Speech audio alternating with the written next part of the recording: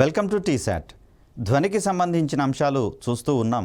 ఈ వీడియోలో ధ్వనికి సంబంధించినటువంటి మరికొన్ని ప్రాథమిక అంశాలతో పాటుగా ఎగ్జామినేషన్ పాయింట్ ఆఫ్ వ్యూలో కీలకమైనటువంటి అంశాల గురించి తెలుసుకునే ప్రయత్నం చేద్దాం. సో ఇక్కడ ధ్వనికి సంబంధించినటువంటి వేగాన్ని గణించినటువంటి శాస్త్రవేత్తలలో మనకు న్యూటన్ లాప్లాస్ గురించి మనం గత వీడియోలో తెలుసుకున్నాం. మరి ధ్వని వేగానికి సంబంధించినటువంటి అంశాలు వేటి మీద ఆధారపడతాయి అనేటటువంటి కోణంలో ఉష్ణోగ్రత మీద కావచ్చు, అదేవిధంగా గాలిలో తేమ మీద కూడా ఆధారపడుతుందని చెప్పేసి చెప్పుకున్నాం. దానికి కొనసాగింపుగా మరికొన్ని అంశాలు కనుక మనం చూస్తే, ధ్వని వేగం అనేది ఒక పదార్థం యొక్క స్థితిస్థాపకతకు అనులోమానుపాతంలో ఉంటుందనేటటువంటి అంశాన్ని ఇక్కడ మనం గుర్తుంచుకోవాలి. సో ఘన పదార్థాలలో అయితేనేమో యంగు గుణకం మీద ఆధారపడి ఉంటుందని చెప్పేసి అనుకున్నాం. అత్యధిక యంగు గుణకం అనేది మనకు వజ్రం కలిగి ఉంటుంది కాబట్టి దాంట్లో ధ్వనివేగం అధికంగా ఉంటుంది అనేటటువంటి అంశాన్ని గత వీడియోలో మనం చూసినాము. సో ఇక్కడ దీని తర్వాత ద్రవ పదార్థాల విషయానికి వచ్చేసరికల్లా ధ్వనివేగం అనేది వాటి యొక్క స్థితిస్థాపక సంబంధమైనటువంటి స్థూల గుణకము లేదా ఆయత గుణకంపై ఆధారపడి ఉంటుంది.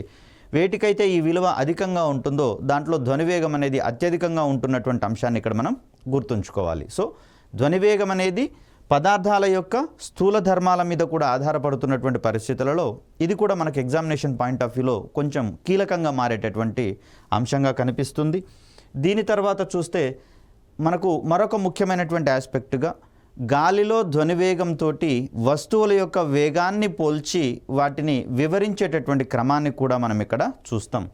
సో ఆ క్రమంలో గాలిలో ధ్వనివేగాన్ని వస్తువుల యొక్క వేగాలను పోల్చి మ్యాక్ నెంబర్గా మనం వివరించే ప్రయత్నం చేస్తాం. సో ఆ సందర్భంలో Mach number is equal to ఒక వస్తువు యొక్క వేగము బై గాలిలో ధ్వనివేగం అనేటటువంటి ఒక నిష్పత్తి. దీనికి సంబంధించి నిష్పత్తి అనేది మనకు ఒక నెంబర్ ఇస్తుంది కాబట్టి, ప్యూర్ నెంబర్ని ఇస్తుంది కాబట్టి ఆ రకంగా మనము మ్యాక్ నెంబర్ అనేటటువంటి దాన్ని చూస్తూ ఉన్నాం.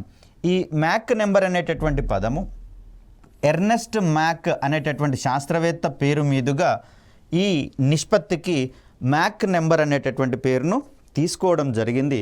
మరి తను చేసిన పని ఏంటి అంటే షాక్ వేవ్స్ అనేటటువంటి పదం. సో ఇక్కడ సూపర్సోనిక్ వేగాలతో వస్తువులు ప్రయాణించేటటువంటి సందర్భంలో వెలువడేటటువంటి తరంగాలను మనము షాక్ వేవ్స్ అని, సోనిక్ బూమ్స్ అనేటటువంటి పేర్లతోటి మనం చెప్తూ ఉంటాం. మరి ఆ సందర్భంలో షాక్ వేవ్స్ వల్ల ఎలాంటి దుష్ప్రయోజనాలు ఉన్నాయి, వాటి యొక్క దుష్ప్రభావాల మీద కృషి చేసినటువంటి వ్యక్తిగా, పరిశోధన చేసినటువంటి వ్యక్తిగా ఎర్నెస్ట్ మ్యాక్ మనకు కనిపిస్తూ ఉన్నాడు. కాబట్టి ఈ ధ్వనిని పోల్చేటటువంటి విషయంలో ఆ నిష్పత్తికి తన యొక్క పేరును అందించడం అనేది జరిగింది. సో ఇక్కడ వస్తువు వేగము బై గాలిలో ధ్వని వేగము, ఈ రెండిటి యొక్క నిష్పత్తిని మనం ఇక్కడ మ్యాక్ నెంబర్గా చెప్పుకుంటూ ఉన్నాం. ఈ సందర్భంలో మనకు 3 రకాలైనటువంటి విలువలు ఇక్కడ మనకు వచ్చేటటువంటి అవకాశం ఉంది. సో నిష్పత్తి విషయానికి వచ్చేసరికల్లా మనకు అది 1కి సమానమయ్యే అవకాశం అన్నా ఉంది, లేదా 1 కంటే తక్కువ అయ్యే అవకాశం అన్నా ఉంది, లేదా గ్రేటర్ దాన్ 1 అయ్యేటటువంటి అవకాశం కూడా ఇక్కడ మనకు ఉంది. సో ఎప్పుడు 1 కంటే తక్కువ అవుతుంది, ఎప్పుడు 1తో సమానం అవుతుంది, ఎప్పుడు 1 కంటే ఆ నిష్పత్తి విలువ ఎక్కువ అవుతుంది అనేటటువంటి కోణాల మీద ఆధారపడి ఈ వాల్యూస్ని మనం ఎక్స్ప్లెయిన్ చేసేటటువంటి ప్రయత్నం చేస్తాం. సాధారణంగా చూడండి, మనకు లవము, హారం అనేటటువంటి 2 అంశాలు మనకి ఇక్కడ కనిపిస్తూ ఉన్నాయి. ఎప్పుడైతే లవం యొక్క విలువ తక్కువగా, హారం యొక్క విలువ ఎక్కువగా ఉన్నట్లయితే ఆ నిష్పత్తి యొక్క విలువ 1 కంటే తక్కువగా ఉంటుందని చెప్తాం. సో ఏ వస్తువు యొక్క మ్యాక్ నెంబర్ అయితే 1 కంటే తక్కువగా ఉంటుందో ఆ సందర్భంలో ఆ వస్తువు యొక్క వేగము గాలిలో ధ్వనివేగం కంటే తక్కువగా ఉంటుంది అనేది గుర్తుపెట్టుకోవాలి. సో ఇక్కడ లవం అనేది తక్కువగా ఉంటుంది, హారం అనేది అధిక విలువను కలిగి ఉంటుంది. సో ఇక్కడ మనకు తెలుసు గాలిలో ధ్వనివేగం అనేది 330 మీటర్స్ పర్ సెకండ్గా మనం గతంలో చెప్పుకున్నాం. కాబట్టి మరి ఆ సందర్భంలో ఈ స్పీడ్ కంటే తక్కువ వేగంతో ప్రయాణించేటటువంటి వస్తువుల యొక్క వేగాన్ని గనక మనం పోల్చినప్పుడు ఆయా వస్తువులకు ఉండేటటువంటి మ్యాక్ నెంబర్ని మనము <1 1 కంటే తక్కువగా ఉంటుంది అని చెప్పేసి చెప్తాం. సో మరొక సందర్భంలో ఇక్కడ నిష్పత్తి యొక్క విలువ 1కి సమానం అవుతుంది అని చెప్తున్నాం. అంటే లవం యొక్క విలువ, హారం యొక్క విలువ 2 సమానంగా ఉన్నప్పుడు ఆ నిష్పత్తి యొక్క విలువ 1కి సమానం అవుతుంది. కాబట్టి ఈ సందర్భంలో లవము హారము రెండూ కూడా సమానం కావాలి. అంటే దాని అర్థము ఆ వస్తువు యొక్క వేగము గాలిలో ధ్వని వేగానికి సమానమైతే దాని యొక్క మ్యాక్ నెంబర్ 1గా మనం కన్సిడర్ చేస్తాం. మరి ఈ సందర్భంలో వస్తువు యొక్క మ్యాక్ నెంబర్ 1 అంటే అర్థం ఏంటి అంటే ఆ వస్తువు గాలిలో ధ్వని వేగానికి సమానమైనటువంటి వేగంతో ప్రయాణించేటటువంటి ధర్మాన్ని కలిగి ఉంటుందని చెప్పేసి అని మనం ఇక్కడ అర్థం చేసుకోవాలి.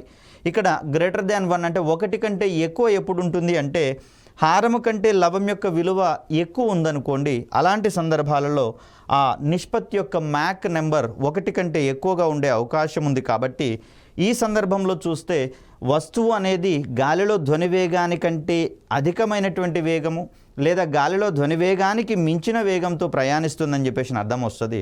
మరి ఏ వస్తువులు ఆ ప్రయాణాలు చేసేటటువంటి అవకాశాలు ఉన్నాయి అంటే గాలిలో ధ్వని వేగంతో సమానమైన వేగంతో పోయే అవకాశాలు ఉన్నాయి, తక్కువ వేగంతో ప్రయాణించేటటువంటి అవకాశం ఉంది, అధిక వేగాలతోటి ప్రయాణించేటటువంటి అవకాశాలు ఉన్నాయి. అదేవిధంగా వాటికి సంబంధించి కొన్ని పేర్లు కూడా మనం పెట్టుకున్నటువంటి పరిస్థితులలో మొదటగా మనం మ్యాక్ నెంబర్ని పరిచయం చేసుకున్నాం. మ్యాక్ నెంబర్కి సంబంధించి 3 కేసెస్, 1 కంటే తక్కువ విలువ అయ్యేటటువంటి సందర్భము, 1కి సమానం అయ్యేటటువంటి సందర్భము, 1 కంటే అధికమయ్యేటటువంటి సందర్భాల గురించి మనం మాట్లాడుకున్నాం. మరి ఇప్పుడు ఇంకొంచెం డీటెయిల్గా వాటి గురించి తెలుసుకునేటటువంటి ప్రయత్నం చేద్దాం. సో మొదటగా మనము మ్యాక్ నెంబర్, మ్యాక్ సంఖ్య లెస్ దాన్ 1 అన్నాం కదా, దానికి సంబంధించినటువంటి సిచ్యువేషన్గా దీన్ని మనం చూస్తాం. సో అలాంటి వేగాలను మనము సబ్ సోనిక్ వేగాలు అని చెప్తాం. అంటే ఏ వస్తువు యొక్క మ్యాక్ నెంబర్ అయితే 1 కంటే తక్కువగా ఉంటుందో ఆ వస్తువుల యొక్క వేగాలను మనం ఇక్కడ సబ్ సోనిక్ వేగాలుగా చెప్తాం. సో మ్యాక్ సంఖ్య 1 కన్నా తక్కువగా ఉండేటటువంటి వస్తువుల యొక్క వేగంగా దీన్ని మనం చెప్తాం. మరో రకంగా ఈ వస్తువులు గాలిలో ధ్వని వేగం కన్నా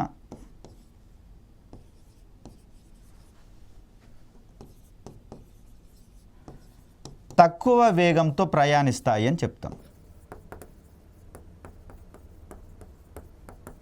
వస్తువులు గాలిలో ధ్వని వేగం కంటే తక్కువ వేగంతో ప్రయాణించేటటువంటి సందర్భాన్ని మనం సబ్సోనిక్ వేగానికి సంబంధించిన అంశంగా చూస్తూ ఉన్నాం. ఇక సోనిక్ వేగము అంటే మ్యాక్ సంఖ్య 1కి సమానమయ్యేటటువంటి సందర్భాన్ని మనం సోనిక్ వేగంగా మనం చెప్తున్నాం. అంటే ఈ సందర్భంలో ఆ వస్తువు గాలిలో ధ్వని వేగానికి సమానమైనటువంటి వేగంతో ప్రయాణిస్తుంది. సో ఆ సందర్భంలో గాలిలో ధ్వని వేగము మరియు వస్తువు యొక్క వేగాలు రెండూ సమానం కాబట్టి నిష్పత్తి విలువ 1 అని చెప్పుకున్నాం. కాబట్టి ఆ సందర్భంలో వస్తువు యొక్క వేగాన్ని మనము సోనిక్ వేగంతో చెప్తాం. సో సబ్సోనిక్ వేగాలతోటి ఏ వస్తువులు లేదా వాహనాలు ప్రయాణిస్తాయి అంటే మనకు తెలిసినటువంటి అన్ని వాహనాలు, మనం వాడుతున్నటువంటి వాహనాలన్నీ కూడా సబ్సోనిక్ వేగాలతో ప్రయాణిస్తాయి అని చెప్పేసి అనుకుంటాం. సో సోనిక్ వేగాలతోటి పెద్దగా అంటే మానవాళికి జనరల్గా యూజ్ అయ్యేటటువంటి వెహికల్స్ పెద్దగా లేవు. కానీ అత్యధికమైనటువంటి ఆదరణ పొందినటువంటి అంశాలుగా మనకి ఇక్కడ సూపర్ సోనిక్ వేగాలు అనేవి కనిపిస్తూ ఉంటాయి. మోస్ట్ ప్రాబబ్లీ వీటిని జెట్ విమానాల విషయంలో కావచ్చు, జలాంతర్గాముల విషయంలో కావచ్చు, అదేవిధంగా విమానాల విషయంలో కావచ్చు, క్షిపణుల విషయంలో వీటిని వాడేటటువంటి ప్రయత్నం చేస్తాం. కానీ సాధారణ అవసరాల కోసం వాడేటటువంటి వెహికల్స్కి ఈ వేగాలను ఆపాదించేటటువంటి ప్రయత్నం చేయము. వాటినే మనము సూపర్ సోనిక్ వేగాలుగా మనం చెప్తాం. సో ఇక్కడ సూపర్ సోనిక్ వేగాలకు సంబంధించి చూస్తే వీటి యొక్క మ్యాక్ సంఖ్య 1 నుంచి 5 మధ్యలో ఉంటుంది. అంటే దాని అర్థం 1 కంటే ఎక్కువగా ఉంటుందనేది మనం ఇక్కడ అర్థం చేసుకోవాలి. మోరోవర్ ఇవి గాలిలో ధ్వని వేగం కన్నా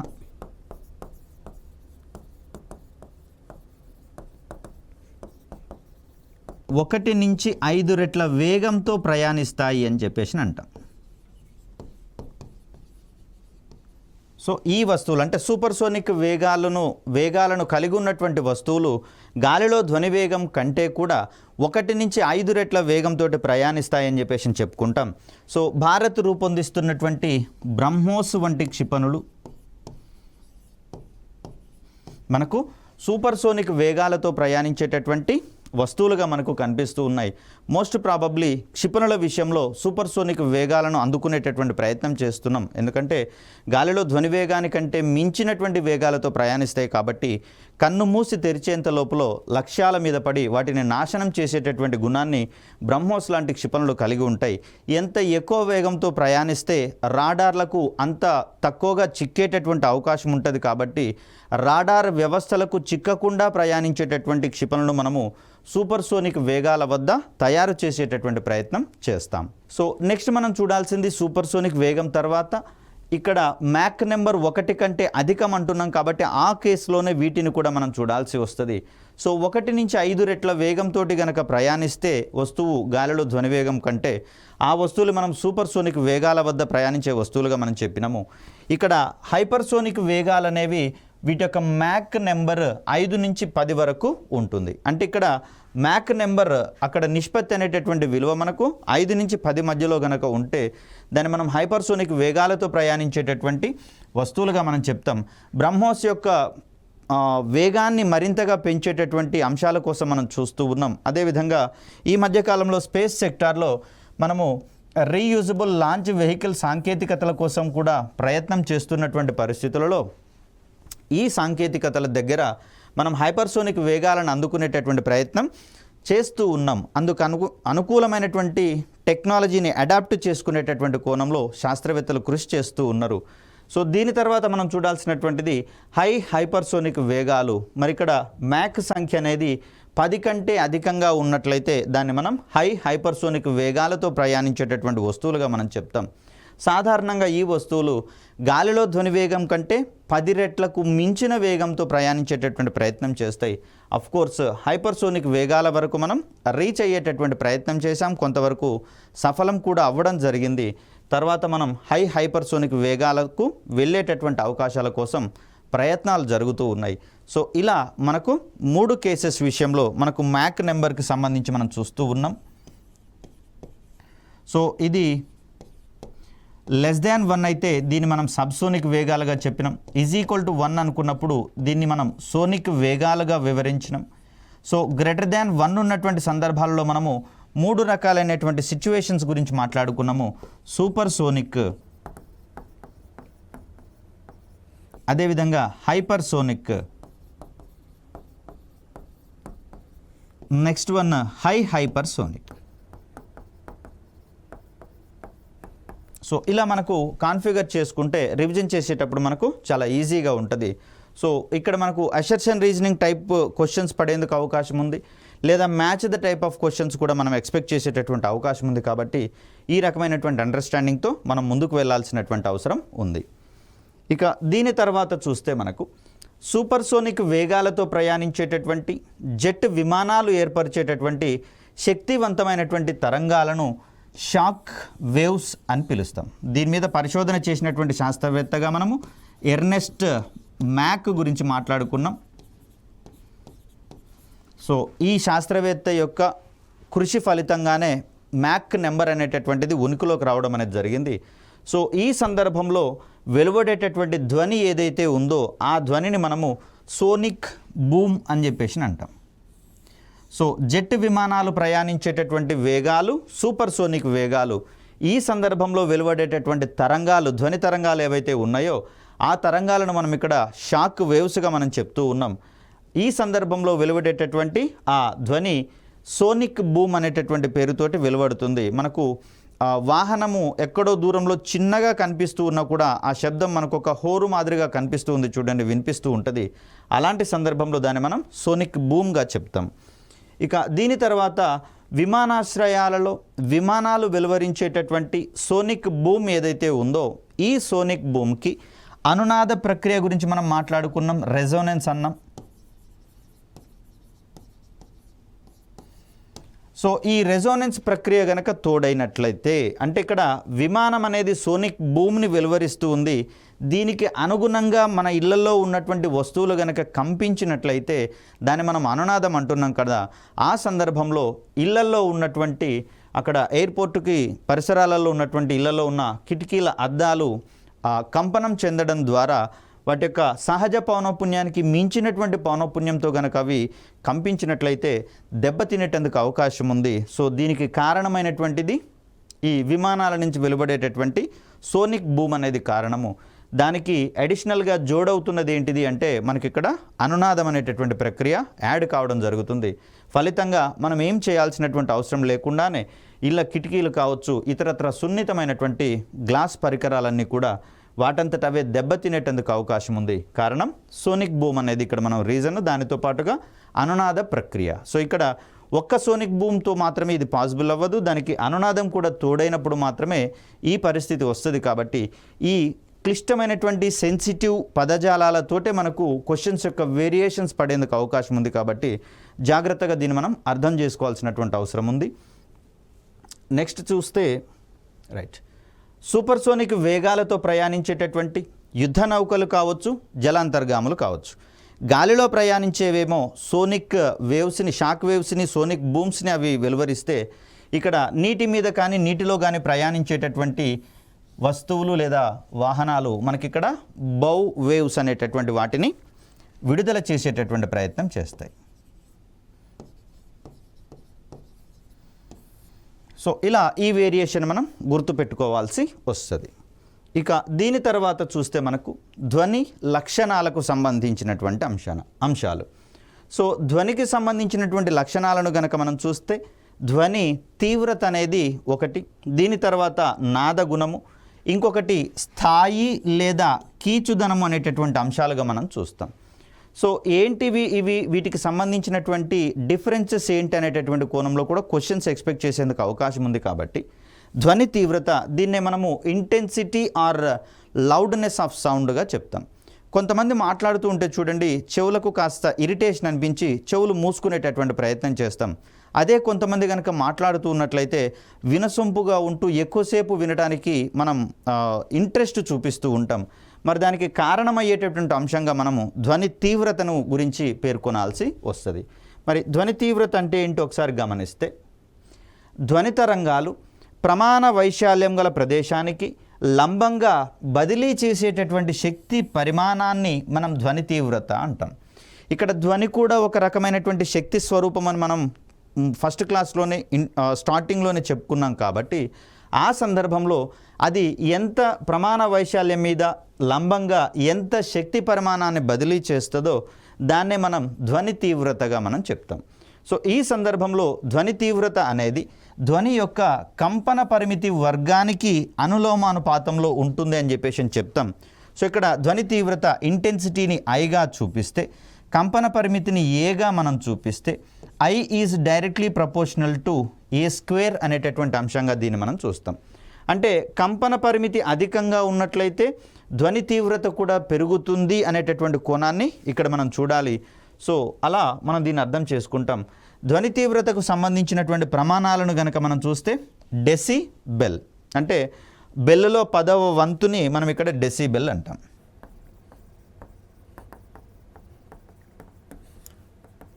సో ఇలా మనకు ధ్వని తీవ్రతకు సంబంధించినటువంటి అంశాలుగా చూస్తాం. రైట్, ఇక్కడ ధ్వని తీవ్రతకు సంబంధించి కొన్ని అంశాలను కనుక మనం చూస్తే, చల్లగాలికి బయట గాలి ఊగుతున్నటువంటి సందర్భాలలో ఆ గాలి వల్ల కదిలేటటువంటి గడ్డి పరకలు చేసేటటువంటి ఆ ధ్వని తీవ్రతని మనము 0 డెసిబెల్గా చెప్తాం. 0 డెసిబెల్గా చెప్తాం. ఇక్కడ 30 నుంచి 40 డెసిబెల్ వరకు మన చెవి తట్టుకునేటటువంటి ప్రయత్నం చేస్తుంది. 40 డెసిబెల్స్ కంటే తీవ్రత గనక పెరుగుతూ ఉన్నటువంటి సందర్భాలలో చెవి మీద కాస్త బ్యాడ్ ఎఫెక్ట్ అనేది పడడం జరుగుతుంది. 60 నుంచి 70 గనక దాటినట్లయితే ఇక చెవులకు ఎంత మాత్రం ఇది ఓర్చుకునేటటువంటి స్వభావాన్ని కలిగి ఉండవు. కాబట్టి చూడండి, ఇటీవల కాలంలో పట్టణాలలో మ్యారేజెస్ సందర్భాలలో అక్కడ డీజే వంటి వాటిని నిషేధిస్తూ వెళ్తూ ఉన్నారు. ఎందుకంటే చాలామంది హార్ట్ అటాక్ వల్ల చనిపోయేటటువంటి అవకాశాలు ఉన్నాయి. మరి దీంట్లో రెజోనెన్స్ అనేటటువంటి ప్రక్రియ కూడా తోడ్పడుతూ ఉంది. ఎలా అయినా సరే ధ్వని తీవ్రత కావచ్చు, రెజోనెన్స్ కావచ్చు, డీజేల వల్ల ఆనందం కంటే విషాదకరమైనటువంటి సంఘటనలు ఎక్కువగా జరుగుతున్నటువంటి పరిస్థితులలో దాన్ని నిషేధించేటటువంటి ప్రయత్నం చేస్తూ ఉన్నాం. దీనికి ప్రధానమైనటువంటి కారణంగా దానికి అధిక ధ్వని తీవ్రత అనేది ఉంటుంది. కాబట్టి మరి దానివల్ల కలిగేటటువంటి దుష్ప్రభావాలుగా వీటిని మనం చూస్తాం. అదేవిధంగా పట్టణాలలో రణగొణ ధ్వనులు కూడా ఎక్కువగా ఉంటున్నటువంటి సందర్భాలలో ప్రజలు కాస్త మానసికంగా అశాంతికి లోనయ్యేటటువంటి సందర్భాలు కూడా ఎదురవుతూ ఉన్నాయి. దీనికి ప్రధాన కారణంగా వాటి యొక్క తీవ్రత ఎక్కువగా ఉండడం అనేటటువంటి అంశాన్ని ఇక్కడ మనం చూస్తాం. సో ఈ ఎక్స్ప్లెనేటరీ పాయింట్స్ అన్నీ కూడా మనకు అసర్షన్ రీజనింగ్ టైప్ ఆఫ్ క్వశ్చన్స్లో మనకు పడేటందుకు అవకాశం ఉంది కాబట్టి ఆ కోణంలో వీటిని అర్థం చేసుకోవాల్సి ఉంటుంది. దీని తర్వాత చూస్తే మనకు నాద గుణము, దీన్ని మనము క్వాలిటీ లేదా టింబర్ అనేటటువంటి పదంగా మనం చూస్తాం. ఏంటంటే ఒకేసారి వేర్వేరు పరికరాల నుండి శబ్దాలు గనక వెలువడినట్లయితే ఆ శబ్దాలను చెవి గనక గుర్తించగలిగేటటువంటి సామర్థ్యాన్ని మనం నాదగుణము అని చెప్పేసి అంటాం. ఫర్ సపోజ్ మనకు సంగీత కచేరీల సమయాల్లో చూడండి, రకరకాల వాయిద్య పరికరాలను అక్కడ గాత్రగాడు పాడుతూ ఉన్నటువంటి సందర్భంలో వాటిని ప్లే చేయడం అనేది జరుగుతుంది. మరి ఈ సందర్భంలో ఆసక్తి ఉన్నటువంటి వ్యక్తులైతే దాంట్లో ఏ ఏ రకాలైనటువంటి ఇన్స్ట్రుమెంట్స్ని వాయిస్తున్నారు, వినియోగిస్తున్నారు అనేటటువంటి కోణంలో వారు ఆ శబ్దాలను గనక గుర్తించి ఇన్స్ట్రుమెంట్స్ గురించి గనక చెప్పగలిగితే దాన్ని మనం నాద గుణానికి సంబంధించినటువంటి అంశంగా చూస్తాం. భారతీయ సంగీతానికి నాదగుణం అత్యధికంగా ఉంటుందని చెప్పేసి అంటాం. పాశ్చాత్య సంగీతం అనేది ఒక హోరు మాదిరిగా కనిపిస్తూ ఉంటుంది. అఫ్కోర్స్ దాన్నేం చిన్నదిగా చేయట్లేం మనం, కానీ ఆ సందర్భంలో దానికి నాదగుణం తక్కువగా ఉంటుంది కాబట్టి ఆ హోరులో ఎన్ని ఇన్స్ట్రుమెంట్స్ వాడారో కనుక్కోవడము కేవలం శబ్దాన్ని ఉపయోగించి మనకు కొంచెం కష్టమయ్యేటటువంటి అంశంగా చెప్తాం. ఇది భారతీయ సంగీతానికి ఉన్నటువంటి ఒక ప్రత్యేకతగా మనం చెప్పుకోవచ్చు. సో నెక్స్ట్ చూస్తే మనకి ఇక్కడ స్థాయిత్వము లేదా కీచుదనం అనేటటువంటి కోణాలు మనకు కనిపిస్తూ ఉన్నాయి. సో ఇక్కడే మనకు ఇంత క్రితం చెప్పుకున్నాం, కొంతమంది మాట్లాడుతూ ఉంటే ఇంపుగా వినాలనిపిస్తూ ఉంటుంది, కొంతమంది మాట్లాడుతుంటే కాస్త కొట్టాలనిపిస్తుంటుంది. మరి దానికి కారణమయ్యేటటువంటి మరొక ప్రక్రియగా స్థాయి లేదా కీచుదనం అనేది మనకు కనిపిస్తూ ఉంటుంది. సో ఇక్కడ ఒక శబ్దం కలిగించేటటువంటి అనుభూతిని ఆ శబ్దం యొక్క స్థాయి లేదా కీచుదనం అనేటటువంటి పదంగా మనం చెప్తాం. ఒక ధ్వని తరంగం యొక్క పౌనఃపున్యంపై ఈ కీచుదనం అనేది అధికంగా ఆధారపడి ఉంటుంది. ఒక శబ్దానికి పౌనఃపున్యం గరిష్టంగా ఉందనుకోండి, కీచుదనం ఎక్కువ అవుతుంది అని చెప్పేసి చెప్తాం. అంటే దాని యొక్క పిచ్ ఎక్కువ అవుతుంది అని చెప్పేసి చెప్తాం. పిచ్ అధికంగా ఉన్నటువంటి సందర్భాలలో ఆ పిచ్ దేనివల్ల వస్తుంది ఎక్కువగా అంటే అది చేసేటటువంటి కంపనాల సంఖ్య పెరుగుతూ ఉండడం వల్ల పిచ్ అనేది పెరుగుతుంది. దానివల్ల స్థాయి లేదా కీచుదనం అనేది పెరుగుతుందని చెప్పేసి అనుకున్నాం. కాబట్టి అధిక పౌనఃపున్యం ఉన్నటువంటి శబ్దాలన్నీ కూడా మనకు కాస్త ఇరిటేషన్ని కలిగించేటటువంటి శబ్దాలుగా మనం చూస్తాం. సో ఇక్కడ చూస్తే కంపన పరిమితి యొక్క ప్రభావం అనేది ఇక్కడ మనకు పిచ్ మీద ఉండదు, కేవలం పౌనఃపున్యం యొక్క ప్రభావం మాత్రమే పిచ్ మీద ఉంటుంది. పౌనఃపున్యం పెరుగుతూ ఉన్న కొద్దీ మనకు కీచుదనం అనేది పెరుగుతుంది. సో రాత్రి వేళల్లో గమనించండి, ఒక దోమ, ఇది మనకు కలిగించేటటువంటి డిస్టర్బెన్స్ మామూలుగా ఉండదు. అన్ని శబ్దాల కంటే కూడా ఎక్కువగా దోమ చేసేటటువంటి రొద మాత్రమే మనకు ఎక్కువగా వినిపించేటటువంటి అవకాశం ఉంది. దీనికి కారణం ఏంటంటే అది సెకన్కి దాని యొక్క రెక్కలను కదిలించేటటువంటి వేగం అనేది ఎక్కువగా ఉంటుంది. కాబట్టి ఆ సందర్భంలో దోమ రెక్కలు చేసేటటువంటి కంపనాల యొక్క సంఖ్య అధికంగా ఉంటుంది. దాన్నే మనం ఏమంటాం, పౌనఃపున్యం అధికంగా ఉంటుంది అని చెప్తాం. మరి పౌనఃపున్యం అధికంగా ఉంటే మనం కీచుదనం అధికంగా ఉంటుంది. కీచుదనం అధికంగా ఉన్నటువంటి శబ్దాలను మనం కాస్త ఇరిటేషన్కి గురయ్యేటటువంటి అవకాశం ఉందని చెప్పేసి అనుకున్నాం. కాబట్టి మరి ఈ సందర్భంలో దోమ వెలువరించేటటువంటి రొద మనకు డిస్టర్బెన్స్ ఎక్కువగా కలిగిస్తుంది. దీనికి కారణం ఏంటి అంటే ఆ రెక్కలకు, అంటే రెక్కలు కదిలించేటటువంటి వేగం ఎక్కువ లేదా సంఖ్య ఎక్కువ, పౌనఃపున్యం ఎక్కువ, కీచుదనం ఎక్కువ అని చెప్పేసి చెప్తాం. సో అధిక పౌనఃపున్యము, తక్కువ కంపన పరిమితి ఉన్నటువంటి సందర్భాలలో వీటిని మనం చూస్తాం. వీటితో పాటుగా చిన్నపిల్లల అరుపులు కావచ్చు.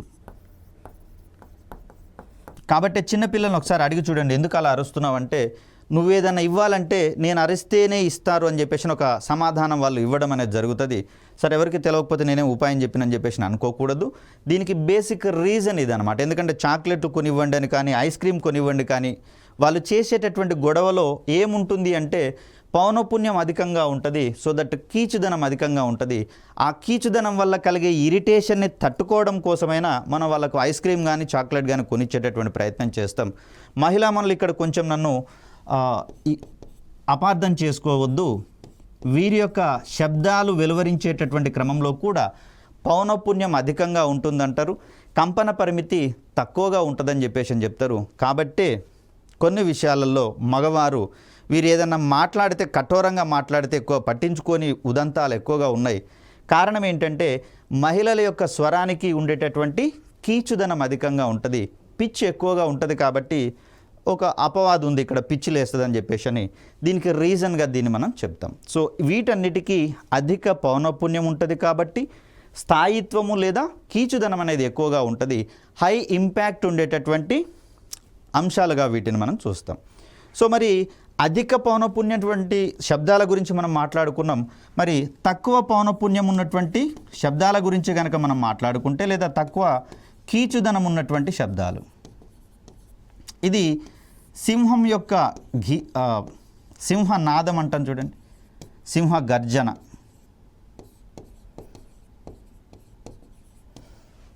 సో ఇక్కడ సింహం యొక్క గర్జనకు పౌనఃపున్యం తక్కువగా ఉంటుంది, కంపన పరిమితి అధికంగా ఉన్నటువంటి సందర్భాలలో మరి సింహాన్ని రారాజుగా మనం చెప్తాము. ఇది కాస్త గంభీరత్వాన్ని కలిగి ఉంటుందని చెప్పేసి అని చెప్తారు. దీనితో పాటుగా మగవారి గొంతును కూడా గమనించండి, కాస్త గంభీరంగా ఉండేటటువంటి అంశంగా దీన్ని మనం చూస్తాం. ఎందుకంటే ఇక్కడే కాస్త ఆధిపత్యం మగవారిది కనిపిస్తుంది, మిగతా విషయాలలో సరే మహిళలది ఉంటుందా జెంట్స్ది ఉంటుందా పక్కకు పెడితే వీరి స్వరాలకు ఉండేటటువంటి కీచుదనం తక్కువ అని చెప్పేసి అంటారు. ఎందుకంటే అక్కడ మగవారి గొంతులో స్వరపేటికలు ఉంటాయి కదండి, ఇవి చేసేటటువంటి కంపనాల సంఖ్య తక్కువగా ఉంటుంది, కంపన పరిమితి అధికంగా ఉంటున్నటువంటి పరిస్థితులలో మరి మగవారి గొంతుకు గనక గమనిస్తే స్థాయిత్వము లేదా కీచుదనం అనేది తక్కువగా ఉంటుంది. కాబట్టి ఒకంత గంభీరమైనటువంటి స్వరాలను వెలువరించేటటువంటి పరిస్థితులలో మగవారి గొంతు అనేది కనిపిస్తూ ఉంటుంది. కాబట్టి సో ఇక్కడ మనకు ఈ అప్లికేషన్ ఓరియంటేషన్లో మనకు assertion reasoning type of questions కూడా పడేటందుకు అవకాశం ఉంది, లేదా స్టేట్మెంట్ రిలేటెడ్ క్వశ్చన్స్ కూడా మనకి ఇక్కడ ఎక్స్పెక్ట్ చేసేటందుకు అవకాశం ఉంది. కాబట్టి ఈ చిన్న కీ డిఫరెన్సెస్ ఆధారంగానే మనకు అక్కడ క్వశ్చన్స్ ఫ్రేమింగ్ అనేది జరుగుతుంది. సో అలా మనకు ధ్వనిలో ఇది కూడా ఒక ఇంపార్టెంట్ ఆస్పెక్ట్గా మనకు కనిపిస్తూ ఉంది. ఇక మరికొన్ని అంశాలను కనుక మనం చూస్తే ధ్వని తీవ్రత అనేది శబ్ద జనకానికి మరియు పరిశీలకునికి మధ్యన ఉన్నటువంటి దూరం యొక్క వర్గానికి విలోమానుపాతంలో ఉంటుందని చెప్పేసి అంటున్నారు. అంటే ఇక్కడ ఒక శబ్ద జనకం ఉంది అని చెప్పేసి అనుకుందాం. ఒక పరిశీలకుడు ఇక్కడ వింటూ ఉన్నటువంటి పరిస్థితులలో వీరిద్దరి మధ్య ఉన్నటువంటి దూరము పెరుగుతూ ఉంటే ధ్వని తీవ్రత తగ్గుతూ ఉంటుంది. అంటే దూరాన్ని మనం 6 అనుకున్నప్పుడు 6 విలువ పెరుగుతూ ఉన్నప్పుడు ఐ విలువ అనేది తగ్గుతూ పోతూ ఉంటుంది. ఒకవేళ 6 విలువ తగ్గుతూ ఉంటే అంటే దట్ మీన్స్ ఆ వ్యక్తి శబ్దజనకానికి దగ్గరగా వస్తున్నట్లయితే ధ్వని తీవ్రత యొక్క పరిమాణము పెరిగేటటువంటి అవకాశం ఉంది. పౌనఃపున్యంలో మార్పు ఉండడం లేదు, కానీ తీవ్రతలో మార్పు అనేది అక్కడ ఏర్పడుతుంది. మరి ఈ అంశాన్ని ఆధారంగా చేసుకొని ఒక ప్రముఖమైనటువంటి ఎఫెక్ట్ గురించి మనం మాట్లాడుకోవాల్సి వస్తుంది. దీన్నే మనం డాప్లర్ ఎఫెక్ట్గా చెప్తాం. సో డాప్లర్ ఫలితం అంటే ఏంటి? ఇక్కడ శబ్దజనకము మరియు పరిశీలకునికి మధ్య, శబ్దజనకము మరియు పరిశీలకునికి మధ్య సాపేక్ష చలనం ఉంటున్నప్పుడు, అంటే వారి యొక్క స్థానాలు మారుతూ ఉన్నటువంటి సందర్భంలో మాత్రమే డాప్లర్ ఎఫెక్ట్ పనిచేస్తుంది. అలా కాకుండా శబ్దజనకం చుట్టూ ఒక నిర్దేశితమైనటువంటి దూరంలో తిరుగుతూ ఉన్నప్పుడు లేదా పరిభ్రమిస్తున్నటువంటి వస్తువుల సందర్భాలలో మనకు డాప్లర్ ఎఫెక్ట్ అనేది కనిపించదనేది గుర్తుపెట్టుకోవాలి. సో ఇలా శబ్దజనకము మరియు పరిశీలకునికి మధ్య సాపేక్ష చలనం ఉన్నటువంటి సందర్భాలలో పరిశీలకుడు వినేటటువంటి ధ్వని పౌనఃపున్యంలో మార్పు ఏర్పడుతున్నట్లుగా భావించబడడాన్ని మనం ఇక్కడ డాప్లర్ ప్రభావము అంటాం. సో ఇక్కడ ఈ పౌనఃపున్యంలో మార్పు వచ్చినట్లుగా కనిపించడం వల్ల మనకు ధ్వని తీవ్రత మారుతున్నట్లుగా మనకు కనిపిస్తూ ఉంటుంది. కొన్ని శబ్దాలను చూడండి, దూరం నుంచి విన్నప్పుడు పర్వాలేదు అనిపిస్తుంది, కానీ అదే శబ్దాలను చాలా దగ్గరగా వింటున్నటువంటి సందర్భాలలో చెవులు మూసుకోవాలనిపించేటటువంటి అంశాన్ని మనం చూస్తాం. మరి దూరంగా ఉన్నప్పుడు ఆ శబ్దం యొక్క పౌనఃపున్యంలో ఏమైనా మార్పు ఉందా అంటే అక్కడ మార్పు అనేది శబ్దం యొక్క పౌనఃపున్యంలో కాదు, దూరం పెరగడం వల్ల ధ్వని తీవ్రతలో మార్పు వస్తుందని చెప్పేసి అనుకున్నాం, తగ్గుతుంది అనుకున్నాం కదా. ఈ సందర్భాన్ని మనం ఇక్కడ అన్వయించుకోవాల్సి వస్తుంది. సో దీనికి సంబంధించి కొన్ని అంశాలు చూసే ప్రయత్నం చేద్దాం. ధ్వని తీవ్రత అనేది శబ్ద జనకానికి మరియు పరిశీలకునికి మధ్యనున్న దూరం యొక్క వర్గానికి విలోమానుపాతంలో ఉంటుందని చెప్పేసి మాట్లాడుకున్నాం. సో ఇలాంటి సందర్భంలో మనకు డాప్లర్ ఫలితాన్ని అన్వయించుకునేటటువంటి ప్రయత్నం చేస్తాం. మరి దాన్ని ఏ ఏ సందర్భాలలో వాడే ప్రయత్నం చేస్తాం అనేది కూడా మనకు చాలా కీలకమైనటువంటి అంశం. స్పీడ్ గన్స్ పనిచేయడంలో హైవేల మీద కావచ్చు, వాహనాలు మితిమీరిన వేగంతో, అంటే అక్కడ మెన్షన్ చేసిన వేగానికంటే మించినటువంటి వేగంతో గనక ప్రయాణిస్తూ ఉంటే ఆ వాహనాల యొక్క వేగాన్ని కనుక్కునేటటువంటి సందర్భంలో అక్యురేట్గా మెజర్ చేయడానికి స్పీడ్ గన్ ఉపయోగపడుతుంది. దీని తర్వాత తుఫానుల రాకను పరిగణించేటటువంటి క్రమంలో, తుఫానుల యొక్క గాలుల వేగాన్ని కొలిచేటటువంటి క్రమంలో మనకు ఉపయోగపడేటటువంటి సాంకేతికత కూడా డాప్లర్ ఫలితమే. దీని ఆధారంగా డాప్లర్ సైక్లోన్ డిటెక్టింగ్ రాడార్స్ అనేవి పనిచేస్తూ ఉంటాయి. అదేవిధంగా గ్రహాల యొక్క పరిభ్రమణ వేగాలను గమనించడంలో కూడా మనకు ఇదే రకమైనటువంటి డాప్లర్ ఎఫెక్ట్ అనేది మనకు కనిపిస్తూ ఉంటుంది.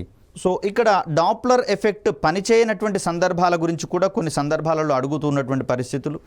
ఇక్కడ ఏదైనా ఒక స్టేషన్లో, బస్ స్టేషన్ కావచ్చు, రైల్వే స్టేషన్లో కావచ్చు, ఒక వ్యక్తి వెయిట్ చేస్తున్నటువంటి సందర్భంలో తనను సమీపిస్తున్నప్పుడు, ఆ వాహనాలు సమీపిస్తున్నప్పుడు అవి వెలువరించేటటువంటి శబ్దం యొక్క పౌనఃపున్యము లేదా ఇక్కడ తీవ్రత అనేది పెరుగుతూ ఉన్నట్లుగా అనిపిస్తుంది.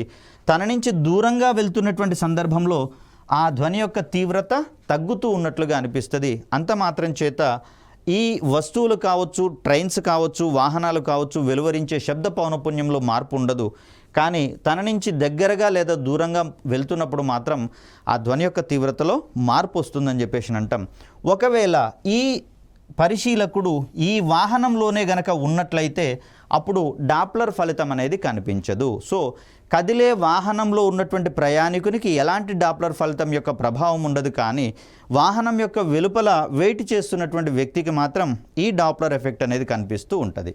అదేవిధంగా సర్కస్లో కనుక మనం గమనిస్తే, ఇక్కడ సర్కస్లో ఒక వాహనాన్ని గుండ్రంగా తిప్పుతూ ఉంటారు, మధ్యలో ఒక పరిశీలకుడు ఉంటాడు. ఈ సందర్భంలో కూడా తన మీద ఎలాంటి డాప్లర్ ఫలితం అనేది కనిపించదు అనేటటువంటి కోణాన్ని ఇక్కడ మనం గుర్తుంచుకోవాలి. సో ఇక్కడ ధ్వనులకు సంబంధించినటువంటి రకాల మీద కూడా మనకు క్వశ్చన్స్ పడేందుకు అవకాశం ఉంది. సో దీన్ని జనరల్గా వివరించుకునేటటువంటి ప్రయత్నం చేద్దాం. సో ఒక నెంబర్ లైన్ని గనక మనం తీసుకుంటే, సో దీంట్లో ధ్వని యొక్క పౌనఃపున్యాలను హెడ్జ్లో కొలుస్తామని చెప్పేసి అనుకున్నప్పుడు 20 హెడ్జ్ అనేటటువంటి దాన్ని, అదేవిధంగా 20,000 హెడ్జ్, దీన్నే కొన్ని సందర్భాల్లో 20K హెడ్జ్ అనేటటువంటి పదంగా కూడా చెప్తారు. అంటే 20 కిలో హెడ్జ్ అని, కిలో అంటే 1000 కాబట్టి ఈ సందర్భంలో మనం 20,000 హెడ్జ్గా మనం చూస్తాం. సో ఇక్కడ జాగ్రత్తగా గమనిస్తే మానవుని యొక్క చెవి అనేది కేవలము ఈ 20 హెడ్జ్ నుంచి 20,000 హెడ్జ్ మధ్యలో ఉన్నటువంటి పౌనఃపున్యాలను మాత్రమే గ్రహించేటటువంటి ప్రయత్నం చేస్తుంది. కాబట్టి దీన్ని మనము శ్రవ్య అవధి అనేటటువంటి పేరుతోటి చెప్తాం. ఆడిబుల్ రేంజ్ అంటాం దీన్ని. సో ఇక్కడ 20 హెడ్జ్ కంటే తక్కువ ఉన్నటువంటి ఈ ధ్వనులను మనము పరశ్రావ్యాలు అంటాం. వీటిని మనం ఇన్ఫ్రాసోనిక్స్ అని చెప్తాం. సో 20,000 హెడ్జ్ కంటే అధికంగా ఉన్నటువంటి పౌనఃపున్యాలను మనము అల్ట్రాసోనిక్స్ అని, దీన్నే మనము అతిధ్వనులు అనేటటువంటి పేరుతోటి చెప్తాం. సో పరశ్రవ్యాలు కనుక మనం గమనిస్తే ప్రత్యేకమైనటువంటి సందర్భాలలో మాత్రమే పరశ్రవ్యాలు వెలువడేందుకు అవకాశం ఉంటుంది. ముఖ్యంగా భూకంపాలు సంభవించినటువంటి సందర్భాలలో, అదేవిధంగా అణుబాంబులు పేల్చినటువంటి సందర్భాలలో, భారీ వాహనాలు ప్రయాణించేటటువంటి సందర్భాలలో పరశ్రవ్యాలు వెలువడేందుకు అవకాశం ఉంది. వీటిని సరీసృపాలు అబ్జర్వ్ చేయగలవు. కాబట్టే చూడండి, భూకంపాలు వచ్చేటటువంటి సందర్భాలలో పాములు కావచ్చు, ఈ నేల బొరియలలో ఉండేటటువంటి ఎలుకలు లాంటివి విపరీతమైనటువంటి వేగాలతో అటు ఇటు తోచకుండా పరిగెత్తడం అనేది చూస్తూ ఉంటాం. ఆ సందర్భంలో సరీసృపాలు చేసేటటువంటి ఈ ఏమంటారు అసహజమైనటువంటి చర్యల వల్ల మనం భూకంపం వస్తుందని చెప్పేసి పసిగట్టవచ్చు. అదేవిధంగా ఏనుగుల వంటివి ఈ పరశ్రావ్యాలను ఉత్పత్తి చేయగలుగుతాయి మరియు రిసీవ్ కూడా చేయగలుగుతాయి, గ్రహించగలుగుతాయి అనేటటువంటి అంశాన్ని కూడా ఇక్కడ మనం చూడాలి. దీని తర్వాత అతిధ్వనుల విషయానికి వచ్చేసరికల్లా 20,000 హెడ్జ్ కంటే అధిక పౌనఃపున్యం ఉన్నటువంటి ధ్వనులను మనము అల్ట్రాసోనిక్స్ అతిధ్వనులుగా మనం చెప్తూ ఉన్నాం. ఇవి గబ్బిలాలు అనేటటువంటివి వీటిని ఉత్పత్తి చేయగలవు, అదేవిధంగా గ్రహించగలవు. దీని ఆధారంగానే గబ్బిలాలు రాత్రిపూట సంచరించేటటువంటి క్రమాన్ని మనం చూస్తాం. అదేవిధంగా ఆహారాన్ని సముపార్జించుకోవడంలో కూడా అతిధ్వనులను ఇవి ఉపయోగించుకుంటున్నాయి అనేటటువంటి అంశాన్ని ఇక్కడ మనం చూడాలి. దీనితో పాటుగా మనం చూస్తే అతిధ్వనులకు సంబంధించి సోనార్ అనేటటువంటి ప్రక్రియ, సౌండ్ నావిగేషన్ అండ్ రేంజింగ్ అనేటటువంటి ప్రక్రియలో మనము సముద్రాల యొక్క లోతులను గుర్తించడంలో, అదేవిధంగా సముద్రంలో మునిగిపోయినటువంటి పడవలను కానివ్వండి, ఓడలను కానివ్వండి గుర్తించేటటువంటి కోణంలో ఈ సాంకేతికతను వాడుతున్నామని చెప్పేసి అనుకున్నాం కదా. ఈ సందర్భంలో వాడేటటువంటి శబ్ద తరంగాలు మనం అతిధ్వనులుగా చెప్పుకోవాల్సి వస్తుంది. ఇక అతిధ్వనులను భారీ పరిమాణంలో ఉండేటటువంటి పాల వంటి వాటిలలోకి ఈ అతిధ్వనులను పంపించినట్లయితే అవి వాటి యొక్క ఉష్ణోగ్రతను పెంచేటటువంటి ప్రయత్నం చేస్తాయి. కాబట్టి మరి ఆ కోణంలో మనకు గాయాలు కలగకుండా, రక్తం కారకుండా శస్త్రచికిత్సలు చేసేటటువంటి కోణంలో కూడా, అంటే ఇప్పుడు కిడ్నీలో ఉన్నటువంటి రాళ్ళను పలగొట్టడంలో కూడా అతిధ్వనులను ఉపయోగించుకుంటూ వెళ్తూ ఉన్నాం. అఫ్కోర్స్ మానవుని యొక్క చెవి వాటిని గుర్తించలేకపోయినా కూడా వైద్య రంగంలో వాటి యొక్క ప్రయోజనాలు ఎన్నో ఉన్నటువంటి పరిస్థితులలో మరి ఈ అతిధ్వనులు వినియోగించేటటువంటి ప్రయత్నం చేస్తూ ఉన్నాం. ఇలా ధ్వని అనేటటువంటి పాఠ్యాంశాన్ని మనము సాధారణ అవగాహన కోసం దీన్ని ఉపయోగించుకున్నా కూడా దాంట్లో ఉన్నటువంటి సున్నితమైనటువంటి డిఫరెన్సెస్ ఆధారంగా మనం వీటిని క్వశ్చన్స్కి ఆన్సర్స్ చేసేటటువంటి కోణంలో ఇవి మనకు ఉపయోగపడేటటువంటి టాపిక్స్గా మనకు కనిపిస్తూ ఉన్నాయి. మరొక టాపిక్తో మీ ముందుకు వచ్చేటటువంటి ప్రయత్నం చేస్తాను. అప్పటి వరకు సెలవు. ధన్యవాదాలు.